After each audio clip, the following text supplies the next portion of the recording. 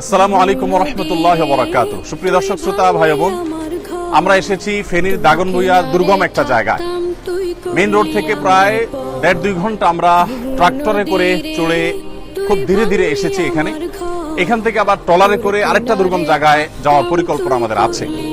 তো ইতোমধ্যে আলহামদুলিল্লাহ আমরা দেখেছি যে ত্রাণ বিতরণের কার্যক্রম আমরা শুরু করেছি। এখানে একটা অরফান সেন্টার আছে। এই অরফান সেন্টারে যারা আশ্রয় নিয়েছেন তাদের মাঝে আমরা ত্রাণ বিতরণ করছি। ওদিকে পানি বেশি হওয়ার কারণে আমরা যেতে পারছি না। ওনারা কষ্ট করে এসেছেন এবং এখানে আমরা ধর্ম বর্ণ নির্বিশেষে প্রত্যেকটা মানুষকে ত্রাণ দিচ্ছি। এখানে যে জিনিসগুলো আছে এর মধ্যে চাল আছে, ডাল আছে, তেল আছে, সয়াবিন তেল আছে এবং লবণ এবং চিনি আছে। আর এর বাইরে আরেকটা প্যাকেটে বিস্কিট, মুড়ি এবং পানি এবং অন্যান্য শুকনা খাবার আছে।